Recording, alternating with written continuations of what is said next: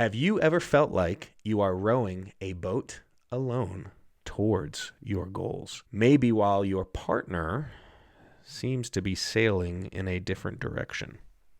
Well, today we are going to dive into a conversation with a good friend of mine and talk a little bit about goal setting in marriage and where individual sacrifices meet shared triumphs, and learn why the secret to success might just lie in the power of your conversations. Welcome to Family, Health, and Hustle.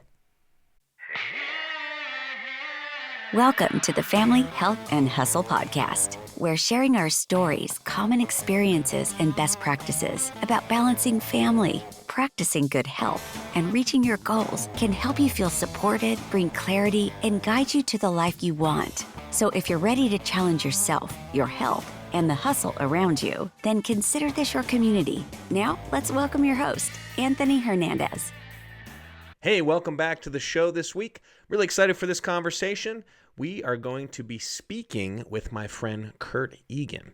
He's someone that is pursuing some goals that he's had for a long time, and it can't be done alone. And so part of that conversation that arose was just the communication between Curt and his wife, and kind of just that unity there as they're pursuing and going after things. Anyone who's married and trying to pursue goals, a lot of people might say, oh, it's so difficult now. Like, I wish I could have done it before I was married or when I was younger or when I didn't have responsibilities. But here's the thing. Effective communication with your spouse is paramount when pursuing goals, because you still can pursue goals. And you know what? It's going to involve individual sacrifices on each other's parts. Good communication fosters understanding and support and unity within that relationship. So it allows that relationship to remain strong as you're going after things. And also with an understanding that, hey, there might be some tough times ahead. And as long as we're both on the same page right now, getting started, I think let's commit to get through those tough times. Recognize it when we're in them and say, hey, we knew this was going to happen. Let's commit to it. So when both partners openly share these aspirations and their sacrifices and the reasons behind them, it's going to minimize misunderstandings and feelings of neglect or resentment, which may arise. And anyone who's been in a relationship where they've kind of been doing their own thing, and maybe even if you're still in that relationship and things are good 99% of the time, I think all of us still have those times where, like, especially I think men, maybe we're just like kind of going after something and our spouse is like, hello, I'm still here. Like, what the heck? I'm taking care of the kids, or I'm taking care of the house, or I'm putting in all these hours at work, or different things. Like, what are you doing? Hello, fill me in. And I think most of the time when you communicate with them, everyone's on board, whether it be my spouse communicating with me like, hey, this is something I really want to pursue. And it's like, go for it. Let's do it. Like, we'll do what it takes to make that work.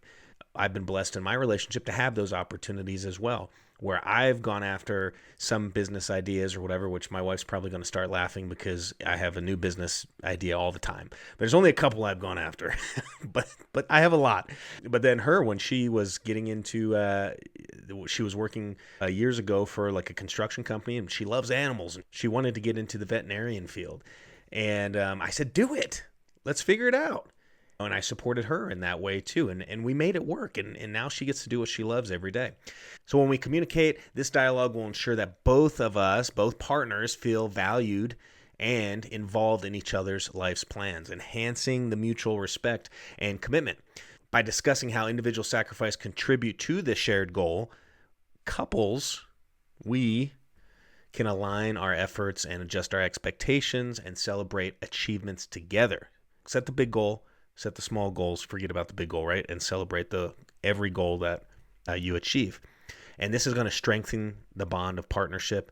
And this approach, it helps in achieving goals. So you feel like you're not rowing a boat in a different direction, like I said in the intro, but also that you are unified in the direction that you're going. And it fortifies the emotional connection and ensures that relationships become a source of motivation and support. Again, not resentment.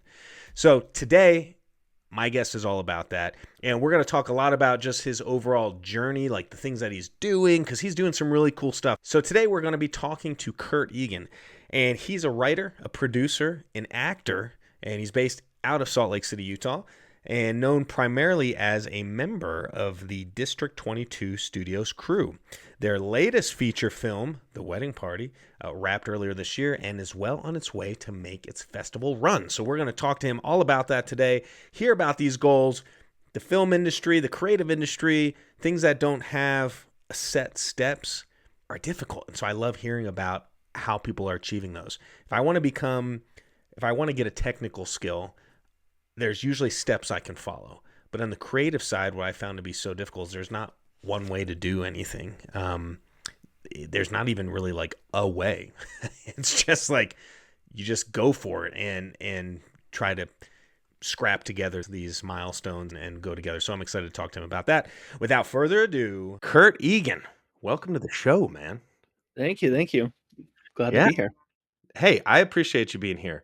Curt and I spoke several months ago prior to my little hiatus, and went out to lunch, and he was all for jumping on here and having this conversation. And I really appreciate that because some people, when I introduce that idea of like, hey, you should be on this show, they're like, oh, people have to hear my voice and see my face.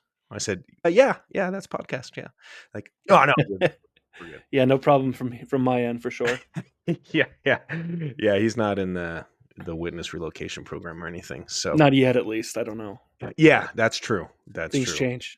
You got plenty of life to live. Anyway, well, I wanted Curt on the show for a number of reasons. One, he's a great guy, super funny. One of the things that I love about him is he, like many of the people on our show, are people of a creative background or that have a creative itch to scratch. And he's been pursuing that. And as I've mentioned in the past, like I'm just super envious of people that are like, they have that goal or they have that vision and then they just go after it. And again, the vision might change and be adjusted here and there, but he's someone that's pursued that in a way that I think is really awesome. And he's married, has a young family. How many kids do you have now, Curt? I have 3. 3 kids. Yeah. Whoa. Numbered for sure. Yeah. Yeah. What's the ages on them? 7, 4, and 2. 7, 4, and 2. We have a 6-year-old about to turn 7. We have a 3-year-old about to turn 4. And then I don't know if you knew this, but as of this recording, we are prego. Nice. So Congrats. thank you. We're about 4 months along. I can say that now because it's not a secret anymore. For a while it was a secret, but anyway, so I'm not too far off from those ages. So, and two keeps me busy. So that third one, I can't wait to the fatigue and the stretching of my patience. Yeah, as so many people say, you go from a man and man defense to zone. So yeah, that's right. That's very true. Well, cool. So to start this off, we'll get into that part of the conversation as far as your relationship with your lovely and your family and how you're balancing all that while pursuing your goals. But I'd love to just give you the mic here and tell us a little bit about you. Tell the audience about who Curt Eagan is, how you grew up, maybe some of the things you were involved in when you were younger, maybe some of the goals you had, and how that's kind of just shaped you, who you are, and what you're interested now today and what you're going after. yeah, I mean, you. born and raised here in Utah, grew up in the theater community, started acting when I was 4. So did that for a long time. I think the very last thing I've done was helped out a local theater, the Off-Broadway Theater. Was in a show, I think, right before my oldest was born. So that was 7, 8 years ago. But that was the last stage thing I was ever involved in. But yeah, I've been involved in creative endeavors my whole life. Was in a couple of bands, did, film and television as an actor, which I know that you can relate to. But besides that, I mean, anything creative I've always been attached to. One of my hobbies is woodworking. Last Christmas, I built some end tables. Sorry, not end tables. I'm working on that at the moment. I'll go back. Great. This is ruined. No, I hope no one in the family's listening. No, the end tables are for next year. In my free time, I'd like to start those. But last year, I built some cutting boards for people. They're really easy to make. You cut out the wood and you can glue them up. And I made about 4 or 5 of them and just gave them out as gifts. So that was really cool. Oh. Yeah. I mean, as far as now, I work alongside two great people here at District 22 Studios. We're just chasing our creative dreams and yeah, trying to make it happen. Last year we shot our feature film. Had a family and friends premiere earlier this year, and we submitted it to Sundance. So still waiting to hear back from Sundance. Like, hopefully, some good news will be coming our way very shortly. And then after that, I get to experience more of the festival circuit, and yeah, sky's the limit. That's awesome. And I want to come back to that. I want to ask you more about the festivals and stuff Yeah, sure. Yeah, as absolutely. we go about, because yeah, being in this realm, like as someone who's always wanted to be an actor, there's always been this thought of like, if I can't get a gig, like how hard would it be to make a movie? Maybe I'll just make my own movies. Obviously, it's hard. So, but the festival route is the way a lot of people go, and I definitely want to ask you some questions on that here in a little bit. But before we get on to that, so growing up, tell us. I mean, I know these answers, but for the audience, only child, oldest child, youngest child. Tell us a little bit about the Egan household. Is everyone creative? Is it just you? You're the sore thumb, or the black sheep of the family that came The out, and everyone sore was like, thumb. you know, that's how I was I in my family. I My probably made a lot of people sore growing up. Yes. well, that's how I was in my family. Is like everyone was like sporty, and I come along, and I'm like, I'm looking fabulous, da da da da da, and everyone's like, Yeah, you had a what? lot of siblings that were really I mean, your brother especially, but I mean, your sisters were they were pretty athletic. Yeah, my one of my sisters is very artistic, so I will give her that. She does a lot of singing and piano playing and dancing and so that. So she's with me there. She understands. We're on the same level. But for you, how was that growing up? Were you the only one that had those creative itches? Beside me, no, none of my siblings. I grew up with two sisters and a brother, and all of which not musically inclined, not theatrically inclined whatsoever. You know, there's a certain connotation that comes from being the not only the youngest kid, but also the only, one that likes those sorts of things, especially from having an older brother. I'm sure people could surmise what kind of insults came my way growing up, but we loved each other nonetheless.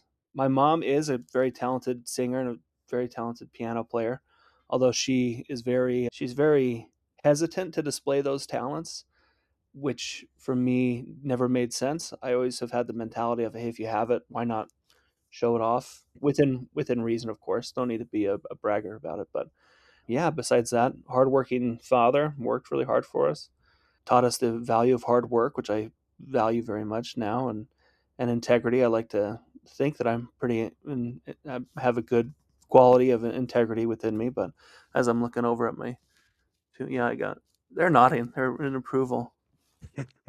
Hopefully, you can't see, so it's okay. I can make up anything.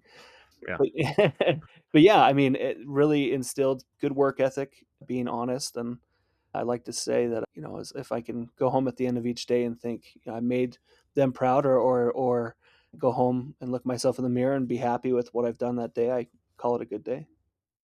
And I assume since you started acting at 4 that obviously your parents were supportive, because there's not much you can do by yourself at that point. They probably recognized that ability and said, "Hey, let's give them a little bit of help here.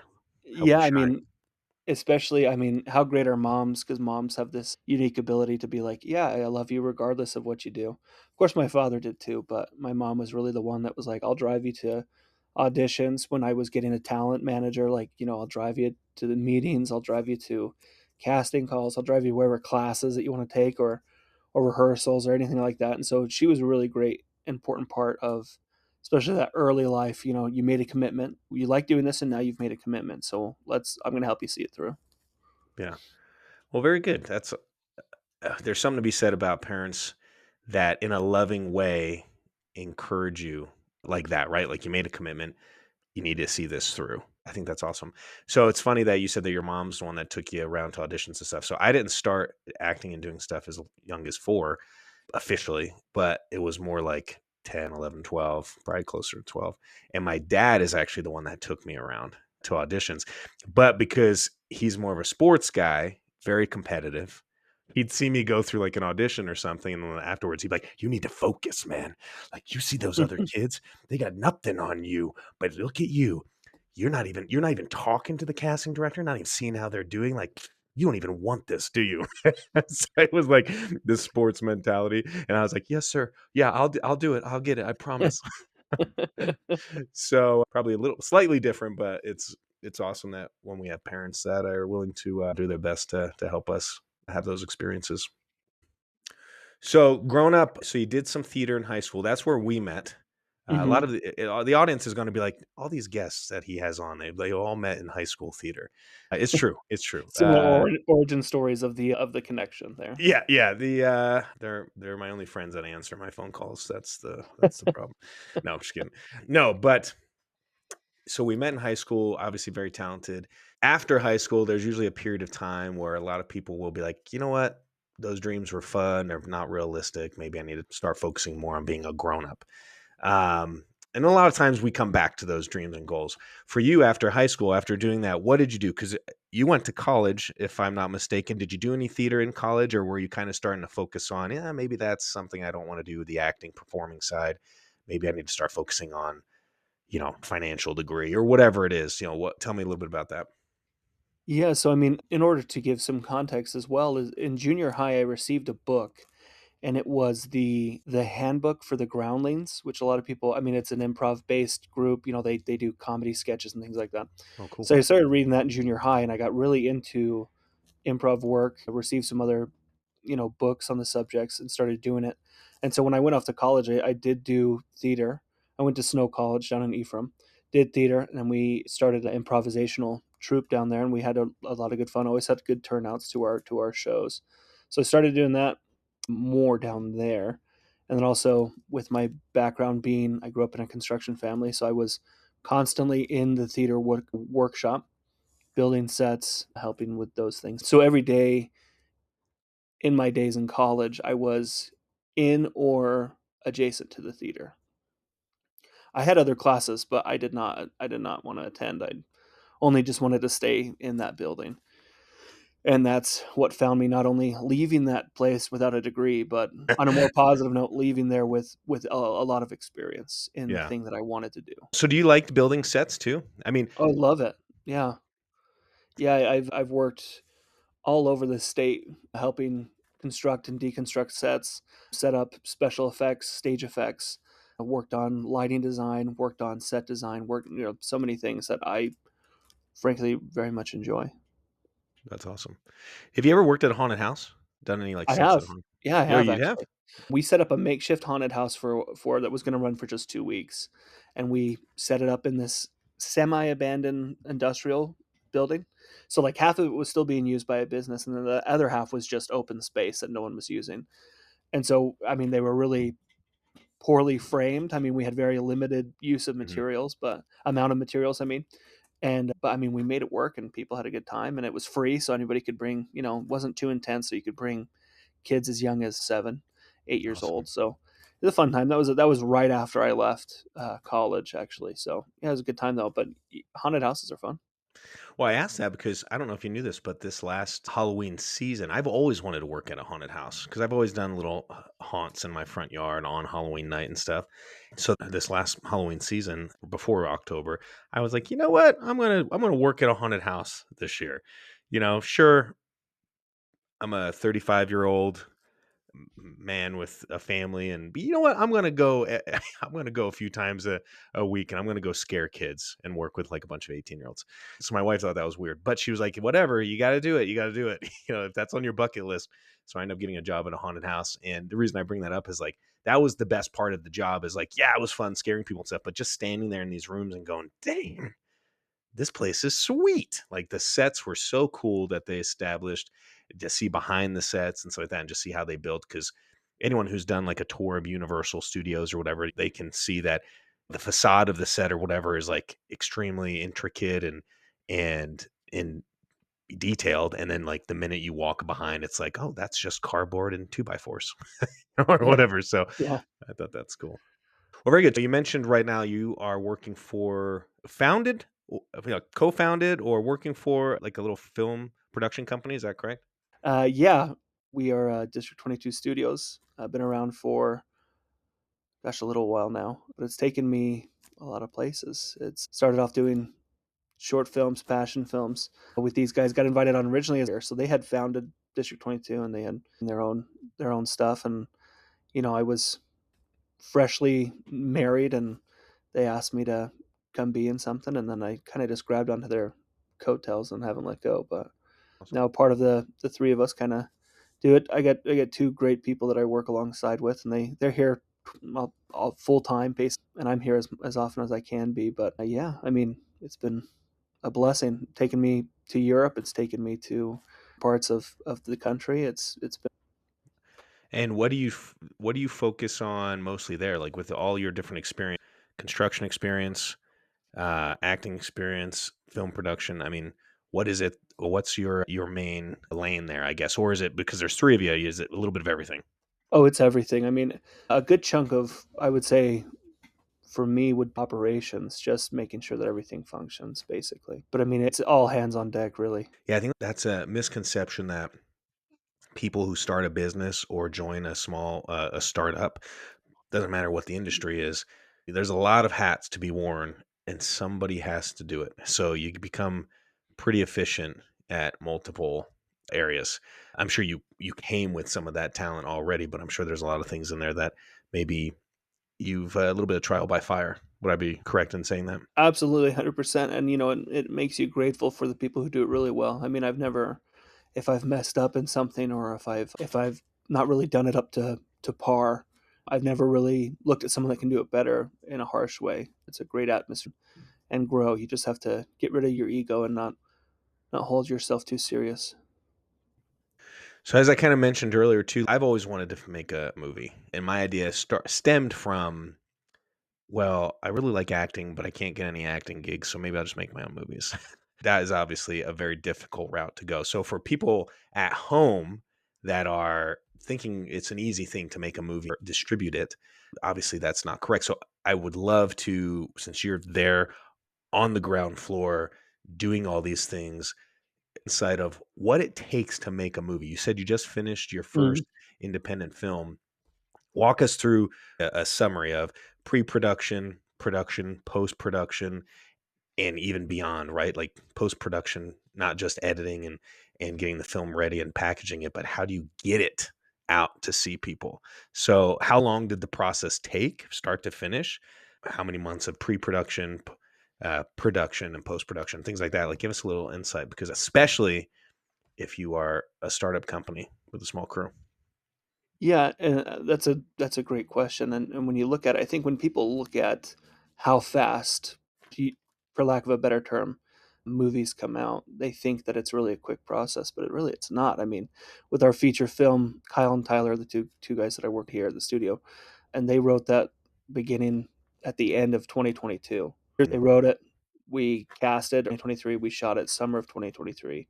The editing process took all the way until into this year, and then we had a private screening for family and friends and castmates, but it really, we're not even done with it yet because we still have to put it out there, make a, like I said earlier, we're trying to make a festival run, and I mean, get a either some more jobs, or ability to continue ourselves and our progression, I mean. And distribution is another thing that you look forward to. So if you think about it, we're not even, can't even put an end cap on it yet, and it's been so. Well, Yeah, a how lot much of of the time, a lot of effort, a lot of blood, sweat, and tears for sure.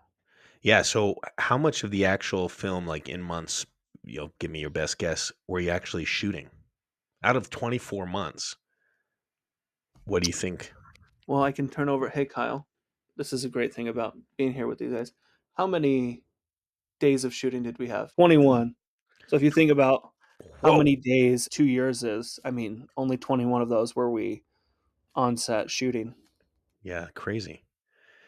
Yeah, it's eye-opening to see that. I mean, I've heard some movies could take a year or two of pre-production before they even shoot something, right? Yeah. Big, maybe heavy special effect movies. Um, Well, all three of us being from Utah, we wanted to make a movie here. mhm. Not only have we all lived in different parts of the state, but we've also experienced life in the state. So we wanted to be three hometown boys making a hometown movie. And yeah, I mean, it in a way, I would dare say it's kind of a showcases the beauty of our state and showcases how much we appreciate where we live. So now that it's wrapped, now that that's done, we are recording this here in November. To give the audience an idea, is you're going to submit to festivals. Why? What's the benefit of going to a festival? Does it cost any money? How does that work? Yeah, it does. It costs a great deal of money. That's one thing that's one thing, especially when you're started out. I mean, to give you a little bit more context, we do a lot of creative work here, but we also do client work. Like we contract ourselves out to film things for businesses that don't have the means to do so. So for a lot of the time, we try to do those business things to pay for the creative things. Now that doesn't always mean that 100% of it is funded by contract work, but we do our best to do the stuff that make us money to then spend the money on something that we love. And so that's the thing that we try to do every day. What's the deadline for festivals? How many festivals are you trying to put it in? And like, what's the benefit of putting it in festivals? Like, why would you want to do a festival run? Well, first off, the easiest one to answer is put in as many as you can. They do Mhm. cost money to just submit and money back. There's no, oh, you didn't get in, so here's your return. There's no, I mean, you just take a shot on yourself and, What's the um, average cost of submitting into a festival, you think, at a in, ballpark? in, in between 30 and $80. So it's not Oh, okay. All right. insane, but if you're I thought doing, it going to let's say be you're like 30 to 80 grand. I was like, gosh, dang. Like, no, that's I got to be mean, good. I wouldn't. I'd be talking to you in a field somewhere if that was the case, because there's no way that I could afford that. But I mean, you mainly do it because you want to get for me personally, the reason why it appeals to me, and I want it to be seen as I want it to be seen by as many people as possible, because I Mhm. believe in our vision and what we strive to do, and I want people that may have greater influence or for lack of, you know, I'm not pulling any punches, but with deep pockets to maybe be like, hey, I saw this work you guys did. I'd love for you guys to come work with us on this or give Mhm. us give us a project or something. So for me, that's the main reason why I like doing it. But also, I mean, granted, the more people see it, the more people talk about it, the more likely you are to receive a deal, to receive some sort of accolades, because at the end of the day, an award is not bad to receive. Mhm. Are you seeing that? Are there a lot of like executives that attend these festivals? Like obviously Sundance is a huge one.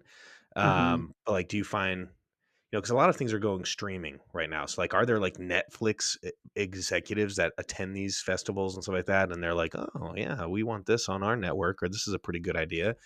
And do they buy the film as is or do they come back and say, "We really like the idea. We just want you to put some more money into it or whatever," because like didn't they do that with Napoleon Dynamite?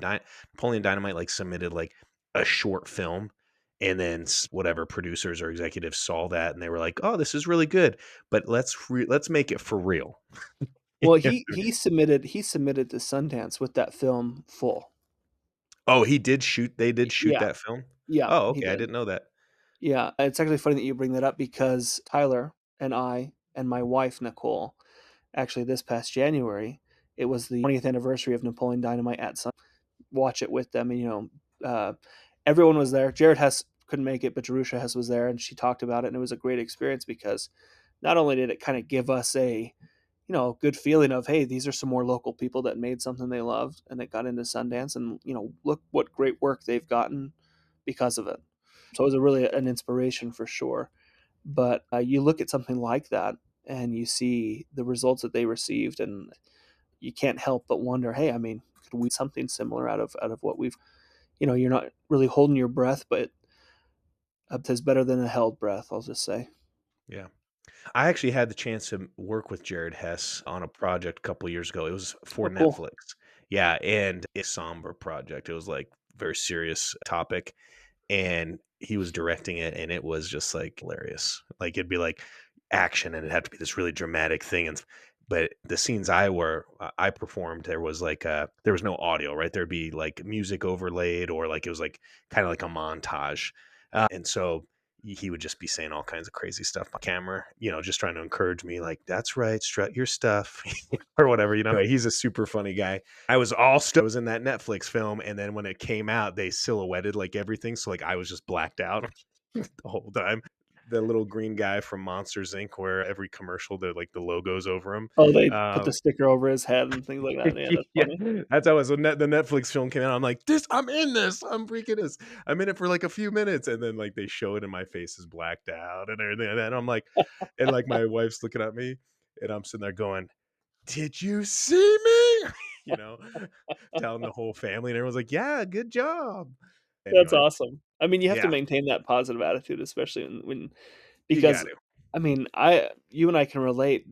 The audition process is I was never a big fan of it, and I haven't Mm, I no longer am represented. I haven't acted in anything in a while, but I hated the fact I would get a casting call and I would show up to this room, give him my resume, give him my resume, give him my headshot, and I'd walk into this room and I'd see 15 other dudes that looked just like me.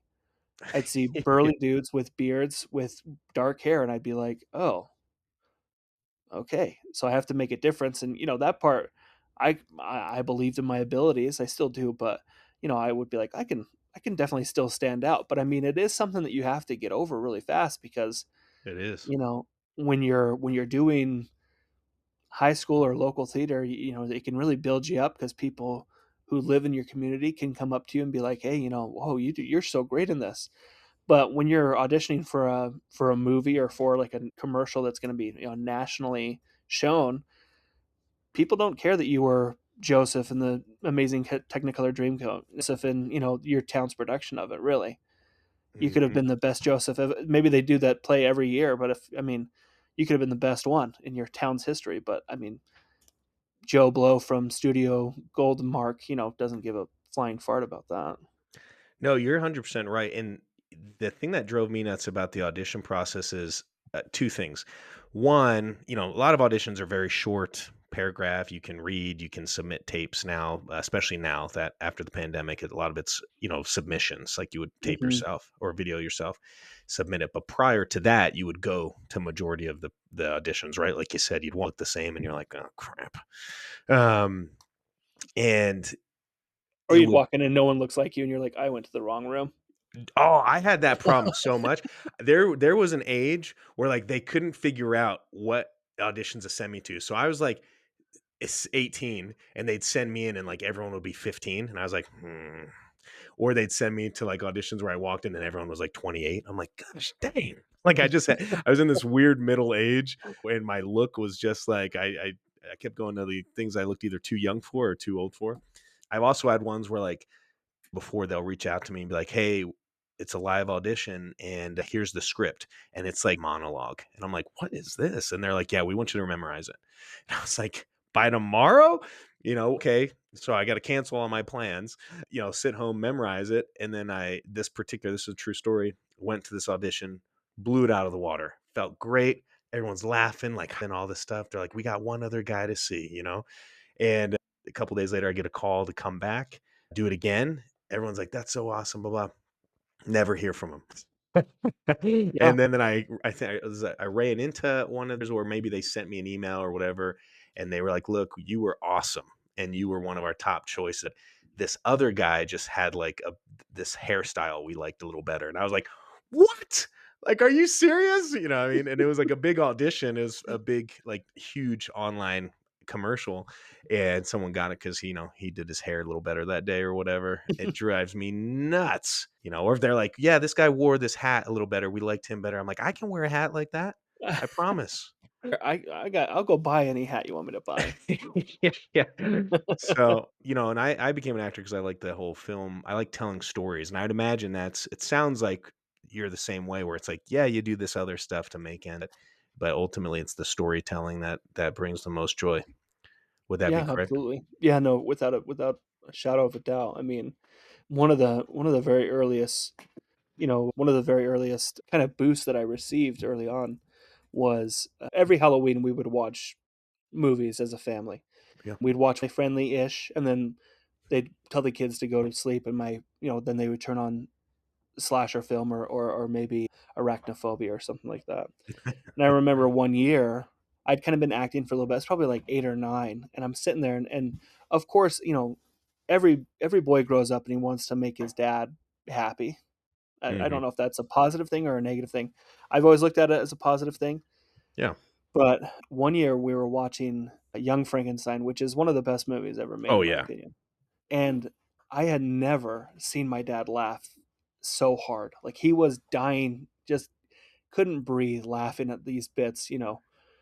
And I remember looking at that and I was like, oh, like my dad has come to like plays that I've been in and he's like supported me when I go to auditions as a kid, but like that's what I want to make. I want to make him laugh like that. And so that became my goal. And so, you know, where you and I met in high school, we did a British farce. And I still get him saying to this day, whenever he thinks about, whenever any of my nieces and nephews are doing theater or he goes to Hale, he still brings up that play that you and I did in high school because he's like that. Yes. He's like, I love that. That was the funniest stuff I've ever seen. And so fast forward now, I think that instilled in me like, oh, when you make something, it's cool to see people's reaction to it. It's Hmm. cool to, and I didn't associate that when I was really little. I just thought, oh, I kind of like doing this. This is fun going out, putting a show on. And that began to feed like, oh, I like seeing people see me. Like Hmm. I like, and even in the instance where I wasn't part of it, if I helped build it, I would always love hearing people say, oh, that set looked beautiful. And it's like, yes, like I helped build that. And Hmm. so and that translates now into we value stories here at District 22 Studios. We like a good story, and I think that helps out when we make anything. Is that we want people to walk away having felt something regarding the story. You could hate it or love it, but as long as the story made you feel something, I mean, that's what I'm all about. Like I said, we earlier this year we had a family and friends premiere of our movie. Our movie, by the way, is The Wedding Party, and we can talk about that towards the end. But Yeah, I definitely want to wonderful, hear like a summary of that wonderful towards the end. movie. Wonderful movie, super proud of it. My two partners did an amazing job. They wrote it, they shot it, they directed it. Wonderful guys. I love them like brothers. But family and friends screening, I mean, I had family and friends, the majority of them that were like loved it. I had a family member that was like, I don't know, like I dug the story, but I just don't know if I loved it. It's like, Yeah. great, I appreciate your opinion, and that's what I like about it Hmm. is being able to put something out there, and it's like love it or hate it, but I mean, I did this thing, you came and saw it, and I know that it made you at least think about something. Yeah. When I saw it, I really, oh wait, that's right. I didn't get an invite. You did not. You know, it's a Just kidding. funny I'm just kidding. story. I'm just kidding. I mean, if you I believe it was early 2023, I sent you and said, "Hey, we're auditioning people for this movie. You should look at these." And I think you were in the middle of something, and I was Oh. like, you know, I had this idea in the movie we have it's just a small scene, but it's this dude who's kind of like a finance dude. And I was like, I know I got a buddy. He's worked in finance and he's a phenomenal actor. And I was like, I think I reached out to you, but I don't think I did it justice where I was like, hey, like, you know, Like, I do don't you think I want to be really did famous? I'd have been like, yeah. I don't think that's gonna I hate to crap on it, but I don't think it would bring you fame. Touche, touche. So I walked into that one. Well, we thought, I mean, we were gonna put it out, you know, people come watch this, family and friends, come see this. And we thought we were working with a theater chain that I'm not gonna mention because I don't want to, you know, bash anybody, but we rented out what we thought was a 500 seat theater, and we were like, perfect. We have, you know, a little under 200 family and friends. Their tickets are already comped, you know, through us Mhm. being involved in it. We could, you know, we can't sell them, but we could be like, hey, I mean, family and friends, like let's get names, let's get people. I've thought about you and I thought about friends that I've kept in touch with. And I was like, oh, that'd be cool to show these people that I did stuff with years ago. Mhm. You know, this is the thing that I made. And right before we do that, right before we make it public, like, let us know if you want to come see it or anything. We get an email confirming our 214 seat theater, and we're like, oh no. Ah, So we had, no. or a 194. So we had like no extra seats, none. Boo. And I was That's like, crazy. this, it was a letdown for sure. But in the end, I was like, hey, this may have been a little bit better. It may have been better that because we were able to bring the people who not only helped us make it, but people who have supported us our whole lives. Mhm. And that made it sweet to like be able to have my wife there, have my parents there, and have people that, you know, constantly offer up their support to come see it. And actually, one of my absolutely favorite review is my wife's review of our movie. It's over, you know, we do a little spiel, people are clapping, And before she goes to relieve the babysitter, my wife goes, "That was better than I thought it was going to be." And some people may think like, "Oh, that's kind of harsh." And it's like, no, I mean, like, I appreciate that she was honest enough to say, "I've seen your guys' creative work. It's good, but this blew everything out of the water." And I was like, that shows progression. It also shows, Hmm. I mean, great honesty between her and I, and her appreciation of the work. I mean, that's is a great, still, it's going to be my, even if we get a great review in the future, whatever festivals we get into, I mean, my wife's review will be the one that really matters to me. And I appreciate that. That's awesome. Some people might look at like, I got a smaller theater, but would you rather have a packed 194 seat theater or a halfway filled 500 theater or 500 seat 10 out theater, of right? 10 times pack 194. Yeah, what a cool experience to have, that intimate experience. Like anyone in performing will tell you that's gonna rock way better than maybe having some giant theater and stuff like that. But anyway, man, well, cool. I was just giving you crap about that, but no, I No, I you're do good. wanna. I can't wait to see it. I've watched the trailer.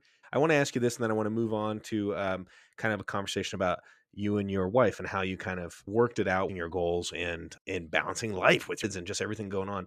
But before I get into that, do you know if you're in any festivals yet? When do you find out? Can you send that information out, right? Because I live 45 minutes away, 50 minutes, depending on traffic, I guess, from Sundance. If I know that's playing, I would love to go snag a ticket and try to get up there and see the movie. How does that work? Do you know any of that stuff yet? We don't. We've submitted to Sundance. We've gotten a rough estimate date of when we're supposed to hear back. It's not for a couple more weeks. But as soon as we do, I mean, I'm positive we're going to make some sort of announcement whenever we get into festivals as they come along. I mean, definitely keep an eye out. I'd tell everybody. And I'm assuming that you can follow the studio on Instagram. You can follow me on Instagram. And I'm sure that, as these things come about, as we have these huge announcements, our YouTube page, Facebook, any of these things that we use to promote ourselves, will definitely have announcements saying, "Hey, we got into this festival." And Sweet. yeah, it'll be really exciting once those start coming in.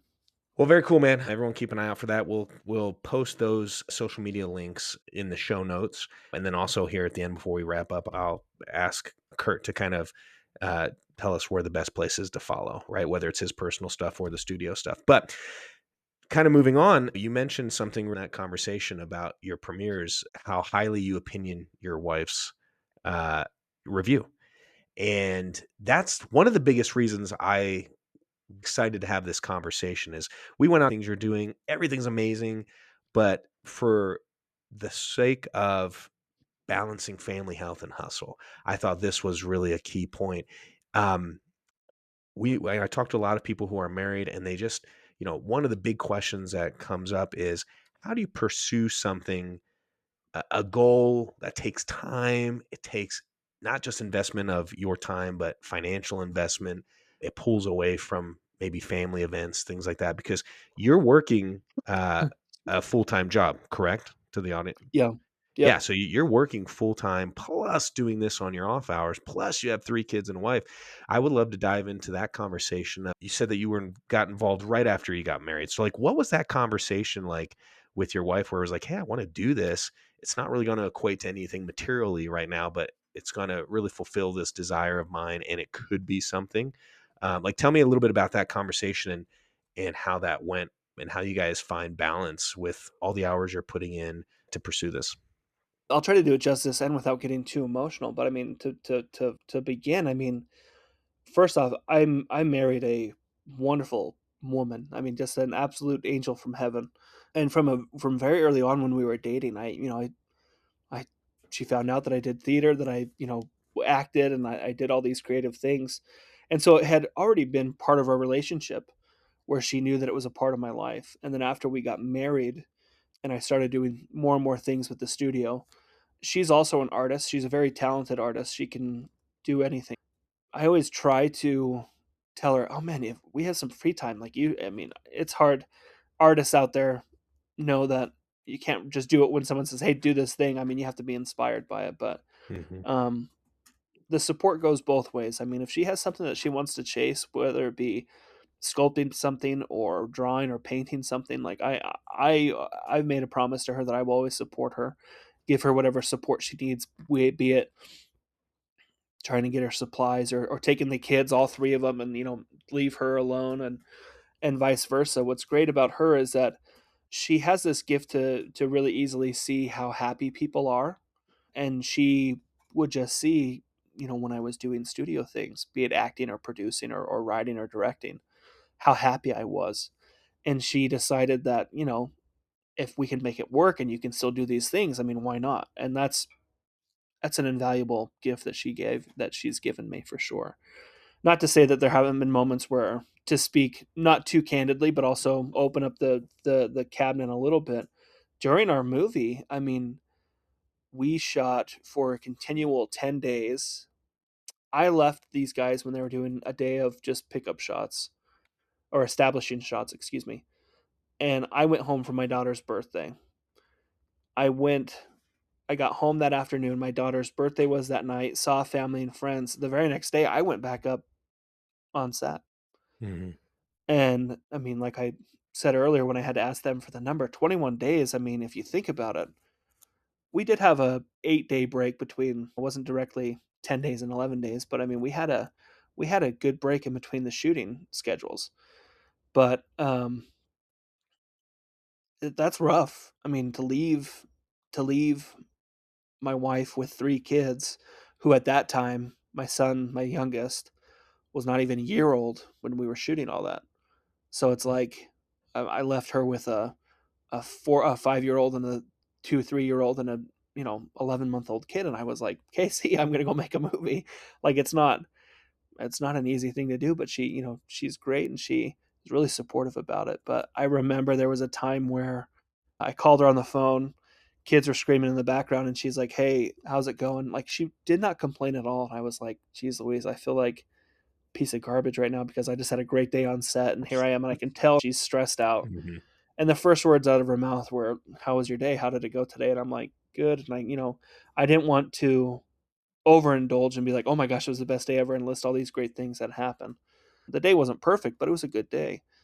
And towards the end of our phone conversation, she was like, "So when are you going to be home?" And I was like, "Well, we got to shoot these things tomorrow, and I'm going to try to come home for a couple days." And the ability to listen is so important in a marriage, because I heard her say, "Oh, that sounds great." And then she kind of let out a little sigh. And I was like, I heard that sigh, and I'm like, okay, I need to come home for a longer period of time. And so what happened was we were done shooting huge scenes. We had 2 more days where we needed stuff during the day and at night. And I was like, I'm not showing up to those daytime ones because they're super small, and I'll come to the night shoots. And so, and I know she appreciated that because I was home. I took time off of my normal job, and I was home with her. And I think that was, I mean, she never needed to say thank you, but it was a good moment where I had to listen and realize, hey man, like she makes a lot of these sacrifices.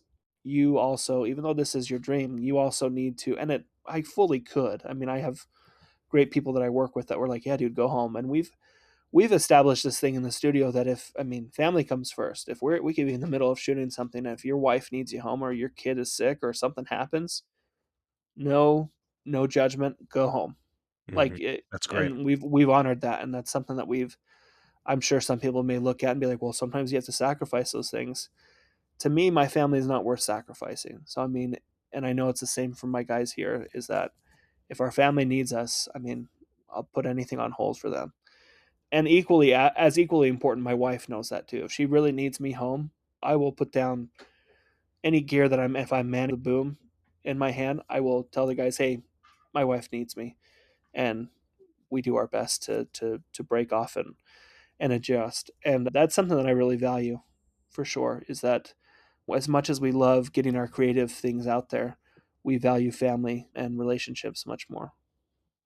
What a mature way to look at it too, frankly, because I think there's so many people that are willing to push off and sacrifice family over this other thing, right? There's always time to shoot a scene, redo something, missing an opportunity to be there for your wife or your kids. Sometimes it happens out of our control, but missing and not choosing to do that, can make a serious impact. And so I think that's um, powerful. Yeah, and I mean, you bring up a good point. I mean, who knows in the future if we, let's say we get to work with a huge company, a huge studio, and I'm takes me away from them physically, where I'm not, an hour within an hour of them, and I can't come home. It's bound to happen. But right now, where I have control over it, I'm never gonna choose that over them. Yeah, and my thought is too, like with what you're saying, is like if you can, if it takes continual focus, in my opinion, like if you can position yourself where 90% of the time, 80% of the time, whatever, the vast majority percent of the time, you have control over that. When those moments arise that you're not going to be able to physically, um, it's more understandable. It's less difficult probably on a spouse, whether it's on you or on her, because you're putting a continual focus to try to always be in a position to do those things. I think if you were doing the opposite of 20% of the time available to come home and help out and 80% of the time unable to, then that would maybe be a different conversation, right? There'd be a lot more stress on the relationship. Yeah, 100%. And you have to be willing to, like, I understand you're chasing your dreams. Everyone has aspirations. But I mean, my personal dreams fail in comparison with the goals that I have with my wife. I mean, we want to have a strong marriage. We want to have love within our home. We're religious people. We believe in God. We want to make our marriage a peaceful one. We want to make our marriage an example to our kids, regardless of who they're with in the future, that they can look at their parents and say, I want a loving relationship and a respectful relationship like my parents have. Those goals are way more important than making a film and getting it into Sundance for me. Yeah, I agree. I think we would live in a different world if everyone had that perspective. Yeah. I think about that picture of there's like a guy and his son on a dock, and it says that there's always time to make money, but there's not always time to make memories or something like that, right? And that's kind of what Yeah. I think of. Again, sometimes it's necessary, it's hard, you have to do it, but you have to put focus on that because it's true. I mean, the impact of missing a birthday party or something with a child might be far more impactful than missing a deadline for whatever it is, for a project, for a paper, for a day, a shoot. I don't know. Well, So, and we have this control right now because we are so small and that we can kind of adjust our schedules and things like that, where it's easy to follow that standard that we've put forth. Um, it'll be it'll be interesting. I appreciate that, my two partners have the same mentality. It'll be interesting, but I'm not afraid to broaching that subject down the line as we get, you know, greater and greater things coming in there. It'll be a good experience, and I mean that comes down to communication with business partners and also communications with my wife. well, if you set that standard out at the beginning, I think it becomes much easier to follow. Like, even if you got a big contract or something and you set that standard of like, here's kind of our red line. That's just the way it is, right? You might have people be like, are you serious? Come on, you can't do that, whatever. But it's like, if you just stay firm and say, here it is, you tell them from the outset, here's this rule, um, get over it.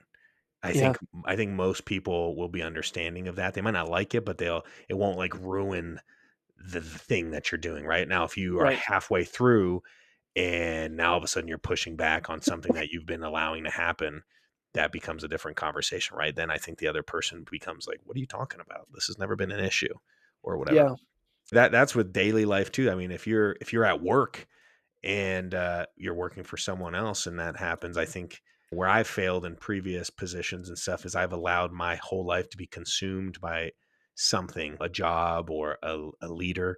So if they came knocking, I was there to help out. And ultimately, what did I get in the end? Okay, I got some paychecks, whatever, but there was nothing else that was really beneficial. And so I've refocused myself to make that a goal. Like, if I'm working with someone, whatever it is, to set those standards at the beginning and then just say, it is what it is. well, and to build off that, I'm reminded of the song that's made famous by Frank Sinatra, "My Way." There's a Hmm. moment in that song where he goes, "For what is a man? What has he got? If not himself, then he has not."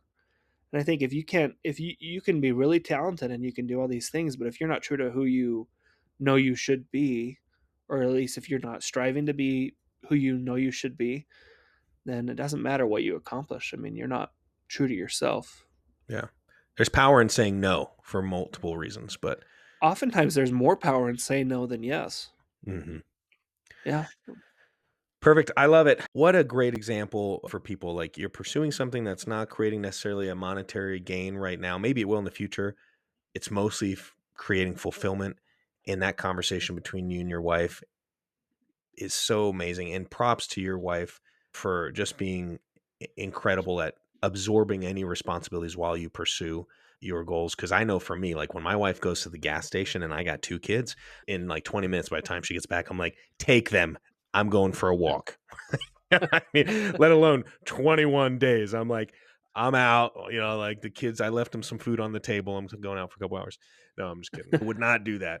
But moral of the story is, yeah, what an amazing person she is to make that sacrifice, her mental sacrifice, and stress and patience and stuff. So, and then, like you said, at some point or at certain times, you'll reciprocate that as well, and for her goals and stuff. So, but to the same point, and I'd interested to get your opinion on this, the same point of setting that standard for business partners or employers or things, it's probably a lot easier in the relationship to have that conversation up front and say, let's talk about this now, let's hash it out. Because then as the path gets a little tough, it's easy to look back and say, hey, remember we had this conversation, we said that this period of time we would try this or whatever. Like, I feel like that's an easier conversation than just assuming going down that path and then all this pressure being put on the other spouse and then being like, what are you talking about, this is my dream, as it's already happening. Right. So Yeah, I mean, communication is key. If you can, from the very beginning, state, whether it be to your business partners or, in my case, actors that you hire or crew that you hire, these dates were taken off, and you don't, in some instances, you may not need to get specific. From early on, if you can say these dates were taken off because deep down I know that I have a family reunion I'm going to go to with my wife these 3 days, but where those days aren't coming up for months, as long as you communicate that early, people are way more willing to accept the fact that, oh yeah, we're not doing anything those 3 days, and then they themselves can manage their schedule around that. So I mean, it's a heck of a lot easier to say, hey, let's just say an example. Let's say we're shooting something in 2 weeks. It would be kind of frustrating to you as an actor if I'm like, oh hey, by the way, in 2 weeks we're not shooting one of these days, and you're like, well, dude, I kind of built my that's kind of short notice. I already built my month of December around these things. mhm. Versus if we talked in June and I'm like, hey, we're shooting in December. We have 3 days where we're not shooting. It's a heck of a lot easier for you to be like, okay, cool. I can adjust, maybe go on family outing or a personal thing, or maybe a different job thing comes along. It's easier it's easier for people to receive your schedule if you're open about, things that may get in the way of theirs early on. And that's, sometimes you can control that, sometimes you can't. But it goes back to communication is very important in any relationship and in business. 100%. Now, I always ask every guest, what's one thing, if they could share one thing with the audience, what would it be based on your journey and how to improve theirs? Would communication be your one thing that we just hit on, or did you have something Man, else in mind? is that's tough. I mean, yeah, communication is important. Oh man. Yeah, I think I'm going to probably, although communication is very important, I'm gonna hit you with this quote that I love, and it's by Ralph Waldo Emerson, and he says, "To be yourself in a world that is constantly trying to make you something else is the greatest accomplishment." I mean, once again, be true to yourself. You have goals within your life. Communicate those goals. That's important. But remember who you are, like, deep in your soul, if you believe in one, or in your heart, or in your innermost being. If you know what you are, I mean, you will get hurt. People will not believe you. People will belittle you. People will do all these things that make you feel like maybe this isn't what I should be doing. But strive your best to be true to who you are. And ultimately, you will find greater happiness in that than trying to contort yourself to fit what other people want you to be. I love it. That is a great thing for people to And remember. that may include owning up to mistakes. And that may include missing out on opportunity. But ultimately, you'll be in a greater state of happiness for sure. And I can personally, attest to that. And I love what you said there, owning up to mistakes, because if recognizing that something was my mistake, some people think I think people try to avoid that feeling. They think it's going to hurt their image of themselves or with other people or whatever. But for me, I can control that. If I make a mistake and I recognize it, I can look at it and say, why did I make that mistake? I need to fix that problem. But Sure. when you push that on someone else and say, well, that's the reason I failed, you can't fix that. Yeah. And so isn't that more depressing? Yeah, absolutely. Well, and to err is human, right? Isn't that the saying? I mean, you're going to make Mm, mistakes, whether it be when you're 6 years old, 16 years old, or 66 years old. You're gonna do things that are gonna hurt someone, or are going to hurt yourself. And to be willing, well, and to go along with that, there are some things that you maybe have done or said that you never get the opportunity to apologize to that person, or mhm, those people, or to yourself, which is one of the biggest mistakes you can make, is not saying sorry to yourself. But if you still have the opportunity to admit to that mistake, even if you can't apologize, that's a huge difference, to acknowledge that mistake, like you're saying, and then make a change about it. I mean, you'll do that until you die. mm, We're never going to be perfect, so why hold ourselves to a perfect standard? But you can mhm. always strive to be better the next day. Yeah, I agree. Before we wrap things up here, I wanted to ask you a summary of your movie for the audience. You want to tell us a little bit about that, and then where we can find you. Again, maybe it's best to follow you on social media or follow the studio or both. But tell us a little bit about the movie real quick as we wrap things up. So the movie is called The Wedding Party. Our line of it is, when the road gets tough, stick with siblings. Great movie. Essentially what happens in the movie, um, not to give any spoilers, but two sets of adult siblings, a pair of sisters and a pair of brothers, their adult elderly parents decide to get married, and they want those two sets of adult siblings to get to know one another. And so these senior parents send them on a road trip to their wedding venue, and calamity and hilarity and life ensues. And it's a great movie. It has a lot of heart in it. It touches on not only building families, repairing families, and nurturing families, which is all things that we care about here at District 22 Studios. And I think that's a big driving force behind why Kyle and Tyler wrote it and why we made it. And it's a message that we deeply care about. Where can we find that? You have a trailer on YouTube, I believe, right? Do you have Uh-huh. a? Is it under the District 22 page? It is. If you go to District 22 Studios on YouTube, we have a YouTube page. Also, that same handle on Instagram. Basically, any social media, you search District 22 Studios, you'll see our emblem of the diamonds, the red, green, and blue diamond. It's kind of like our logo. And then you shouldn't follow me on Instagram. I don't post anything personal, but I mean, I do occasionally post things about the studio.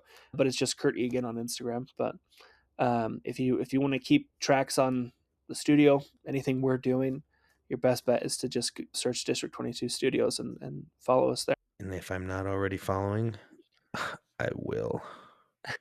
I might already be following it, but just in And I case. mean, we do also post to social media whenever we're doing a casting call. So, I mean, Anthony, but anybody else out there that may be listening, I mean, yeah, feel free. I mean, if we post something and you have a question, or you want to be a part of it, or in any way, feel free to reach out to us. We also do have a website. It's district22studios.com. You can view our reel. You can view anything on there. We have a store with merch. We have all these things set up that just make it easy to access our material, and get a hold of us if you ever want to. Awesome. And I'll definitely be watching for those casting calls. I was going to say this earlier. I have an agent. I'm represented. Great people, love them. If anyone from there is listening, don't take this offensively.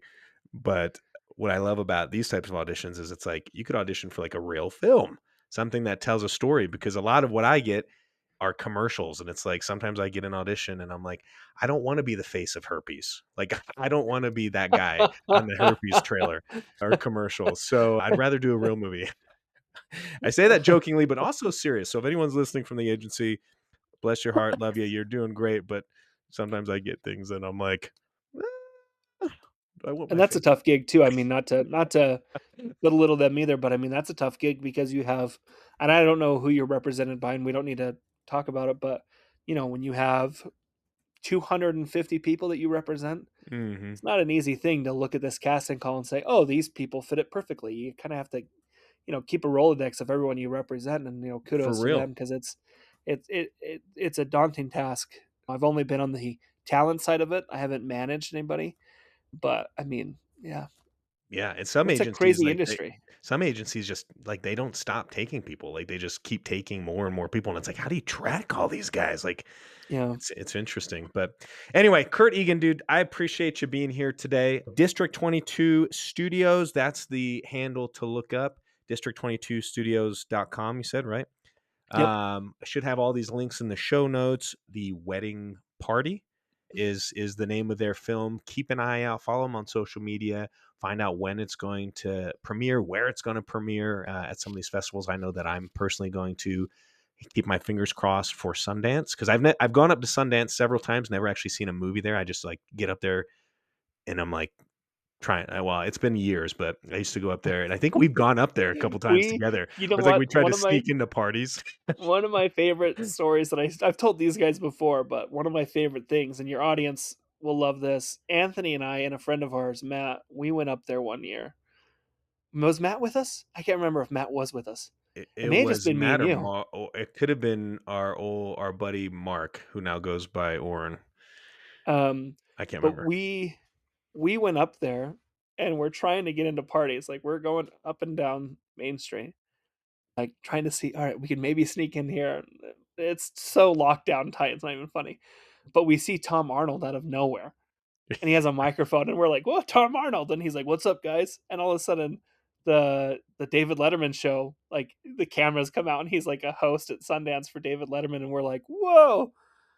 And that was cool. That's something that I'm like, "Hey, got to Didn't meet he get Tom someone Arnold." to streak down He the got a street for dude like to some he got skis or a dude to something? pull down his pants. He was down to his skivvies, and he ran up and down the road for, like, not like skis or like boots or something. I can't remember, but I was like, okay, that's Well, crazy. here's the other thing. I don't know if you remember this. I think it was the same trip. We always try to sneak into parties, like, oh, we'll meet some famous people or whatever. We never could. But one time we were in that little strip mall and we went through some stores, and when we came out, we were on the other side Other side. of the Yep. barrier. Do you remember this? And there Yes. was a group of people right next to us that were like everyone was taking pictures of, and we were like, who are these guys? Like, Yeah. they're famous. Do you remember who they were? I don't. So this is why You're I about to know blow my mind right now. yeah, this is why I know Matt wasn't there, because Matt, our buddy Matt, is a huge musical guy. Like, he knows every band, all that stuff. And I'm sure you know a lot as well, but I mean, he knows like tons. But anyway, the group next to us, they're taking pictures, they're all this stuff. It's 30 Seconds to Mars. Do you remember that? We had no idea. Like, it wasn't until they Oh, left. yeah, because we made the comment of, like, I didn't recognize Jared Leto. Yeah, well, and they left.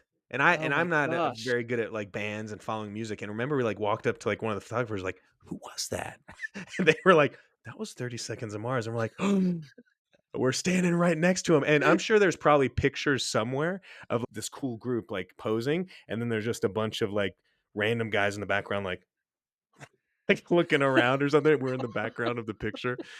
So Oh my gosh, that's so yeah, great. I totally forgot about that until just now. You're right. Oh my gosh, yeah. yeah, that was great. We would drive up on the buses, and this is the last story of that same trip where we parked far because parking is horrendous up there. Drove on a Yeah. bus, and then you remember we would like speak accents on the bus to people. So Yeah, yeah. We thought if we were, foreigners, people would be more likely to invite us into parties and stuff. yeah. So I think I remember on the bus being like, yeah, I'm from England, Well, and we I were would like never from the same place. Like, that would have made much more sense if we all did the same accent. We're all just like some UN trip or something. Like, we yeah. just never got it down where, oh Well, and my like gosh. randomly, I remember one time randomly someone was from the place that I said. So I was like, oh, I'm from this place, and she was like, I am too. Like, did you go to school there? And I was like, yeah, it's been a long time, but I've been there. And she was like, well, what school? Because it's a really small area. And so, which school did you go to? And I was like, George Washington's Academy. And she looked at me, and I was like, we both just knew, like, you're a liar. So I was like, all right, we got to get off at the next stop. So anyway, good Oh, that's times, great. man. So I'm hoping your film gets up there, and then I can go up there and like actually have a real Sundance experience. No more of You just trying can to sneak in. We both can legitimately be behind the barricade because we're allowed to be. Yes, yes, let's do it. Keep me up to date. I'm gonna follow you online. All Uh, right, man. anyway, Curt, thank you so much for joining us today, man. I'm excited to see what you accomplish. You're such an example of just going after what you love to do, and thank you for doing that. Just on the outside for doing that and working so hard, and I can't wait to see the stuff that you do. And to your lovely wife at home, you're the real star of this, just making those sacrifices so he can pursue goals and being a great team player. I mean, great for you two and anyone who's listening. What an example for us in our own relationships, whether it's marriage or dating or um, whatever. Super powerful. So thank you so much for Thank joining you, man. us. You too. I mean, your show's been great. I've really enjoyed the episodes. When you've had people on that I also knew back in the day, really enjoyed that, catching up with them and hearing inspiration regardless of who your guests have been. You're doing a great thing here. Thanks, man. I appreciate you. To those at home, we'll see you next week. Thank you for joining in today because pursuing a balance between family, health, and hustle, it can feel a little wacky sometimes. So we need to learn from each other. And with a simple click to subscribe, we'll invite you back to our next episode. In the meantime, download our free ebook, 6 Secrets for Success, at familyhealthandhustle.com. And remember, we're on this journey together. Hey, real fast, before you go, I just wanted to jump on here and let you know if you like what you're hearing on the show, you enjoy the content that we're creating, and you want more, please head over to familyhealthandhustle.com. Subscribe to Balance and Beyond. Balance and Beyond is a new monthly publication that I'll be sending out that covers more of the content and things that you're seeing on the show, just the same type of subjects, anything about balancing life, pursuing goals, and just moving forward. So again, if you like what you're hearing on the show and you want to support and you want more content, more information, please head over to familyhealthandhustle.com and subscribe to Balance and Beyond. Thanks so much. I'll see you later.